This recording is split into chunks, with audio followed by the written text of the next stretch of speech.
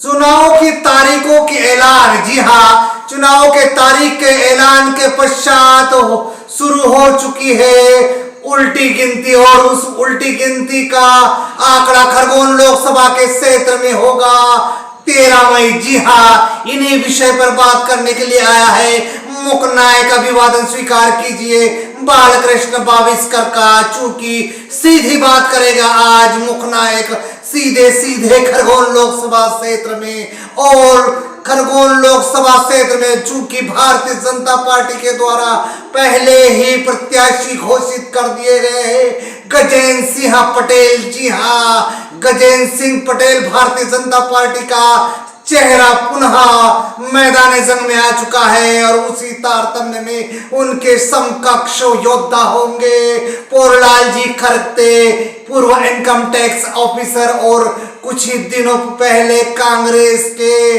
प्रत्याशी घोषित किए गए हैं। इन दोनों के बीच में जो युद्ध होगा वो अत्यंत रोचक भी हो सकता है और अत्यंत नजदीक का मामला भी हो सकता है, क्योंकि परिस्थितियां ऐसी बन चुकी है। जहां तक चुनाव प्रचार का मसला है, भारतीय जनता पार्टी का प्रचार करने का तरीका अलग है और उसी तरह कांग्रेस का भी अलग है। हालांकि भारतीय जनता पार्टी के संदर्भ में कहा जाता है कि भारतीय जनता पार्टी हमेशा चुनावों के मोड़ में रहती है, और उसी मूड के परिप्रेक्ष्य में गजेंद्र सिंह पटेल ने इस समय जो शुरुआत कर दी है वो शुरुआत है सबसे महत्वपूर्ण समय। जी हाँ, मैं भंगोरिया महोत्सव की बात कर रहा हूं। इस भंगोरिया महोत्सव में गजेंद्र सिंह पटेल ने प्रत्येक भंगोरिया में अपनी उपस्थिति दर्ज करने का काम किया है, साथ ही जनता से सीधे जुड़ने का काम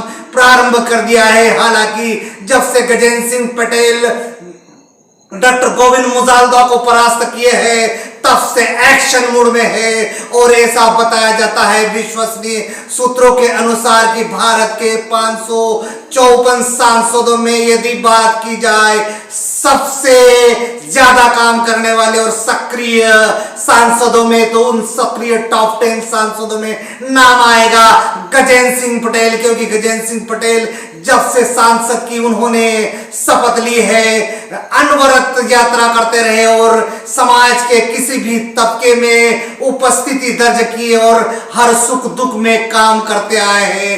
हालांकि उस दौरान एक महासंकट संपूर्ण भारत में आया था, और वो महासंकट था कोरोना, और कोरोना काल में गजेंद्र सिंह पटेल का आधा कार्यकाल केवल कोरोना की व्यवस्था में, लोगों की व्यवस्थाओं में और स्वास्थ्य संबंधी हर जानकारी को अपने में समेट कर लोगों तक सीधी सुविधा पहुंचाने का काम उन्होंने अपना आधा कार्यकाल में कर दिया है।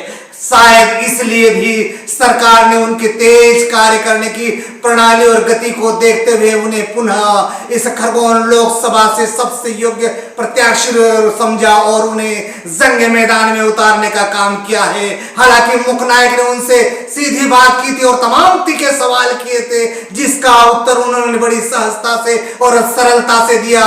मुख्य नायक का सबसे कठिन सवाल था उनके लिए रेल। जी हाँ, मनमाड़ इंदौर रेलवे लाइन जो कई वर्षों से विचाराधीन है। तो गजेंद्र सिंह पटेल ने मुख्य नायक से कहा कि इस क्षेत्र के लोगों की आशाओं पर मैं खरा उतरूंगा और 100% जो रेलवे लाइन है मनमाड़ इंदौर वो पास होकर रहेगी, और इसी संकल्प के साथ उन्होंने ऊर्जा और जोश के साथ इसका उत्तर दिया। तो शायद गजेंद्र सिंह पटेल अपने दूसरे कार्यकाल में, चूंकि उनका दूसरा कार्यकाल का जो विजन है, देश के प्रधानमंत्री नरेंद्र मोदी ने एक राष्ट्रीय चैनल के कार्यक्रम में कहा कि वो उनका जो आगे का काम है वो निश्चित रूप से द्रुत गति से आगे बढ़ेगा। जिस प्रकार पिछली सरकार की योजनाओं को उन्होंने एक मेट्रो से लेकर जो तेज चलने वाली ट्रेनें हैं उनके स्पीड के अनुसार अपनी सरकार को काम करने का काम दिखाया है, और उसी भांति उसी सेनापति यानी कि सेनापति नरेंद्र मोदी जी के सैनिक गजेंद्र सिंह पटेल जी ने उसी द्रुत गति से काम को आगे बढ़ाया, स्वास्थ्य क्षेत्र में कहे या फिर रोजगार के क्षेत्र में कहे या संसदीय क्षेत्र में कोई भी बड़ा मुद्दा हो, उनके द्वारा एक सबसे बड़ा मुद्दा उठाया गया था। वो मुद्दा था इंदौर के नजदीक घाट का। जी हाँ, उस घाट की दुर्घटनाओं को देखते हुए और बढ़ती दुर्घटनाओं के देखते हुए मीडिया ने उसको सुर्खियां बनाना प्रारंभ कर दिया था और उस घाट को खूनी घाट के नाम से भी लिखने और प्रसारित करने का काम किया था। तो इसी मुद्दे को गजेंद्र सिंह पटेल ने लोकतंत्र के सबसे बड़े मंदिर यानी कि संसद भवन में उठाया और अब उसका नवाचार हो रहा है। तो ऐसे तमाम मुद्दे हैं जो सीधे जनता की जान से जुड़ा हुआ है, जनता के हर हित हर सुख से जुड़ा है। उसी प्रकार गजेंद्र सिंह पटेल ने जिस प्रकार भारत सरकार की हर योजनाएं, चाहे वो किसान सम्मान निधि हो, विद्यार्थियों को स्कूल भेजने की नीति हो या माता बहनों को सम्मान देने की नीति हो, उन्हें आर्थिक स्थिति में आगे बढ़ाने की नीति हो, इन सारी नीतियों को पॉइंट टू पॉइंट यानी गजेंद्र सिंह पटेल ने पूरा करने का काम किया है। तो इन्हीं कामों के मद्देनजर गजेंद्र सिंह पटेल जी को इस मैदान जंग में उतारा है।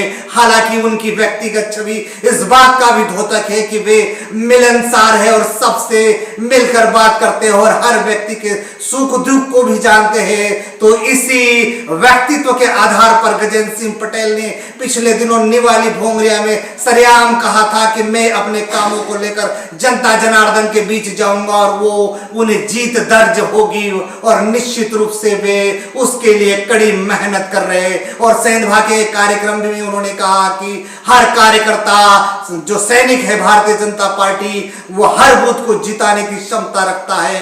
तो इस प्रकार गजेंद्र सिंह पटेल हर तरीके से अपने आप को प्रबल दावेदार, मजबूत दावेदार और विजेता दावेदार के रूप में पेश करने के लिए तैयार है। उसी भांति पूर्व इनकम टैक्स ऑफिसर जो है वे तो सीधे इससे जुड़े हैं कि उन्होंने सामाजिक कार्यक्रम किए हैं विद्यार्थियों को पढ़ाने के लिए या फिर इस देश में उनके द्वारा कहा गया कि मैं संविधान बचाओ प्रकृति बचाओ, ऐसे तमाम यात्राओं के माध्यम से वे इस क्षेत्र में सक्रिय रहे।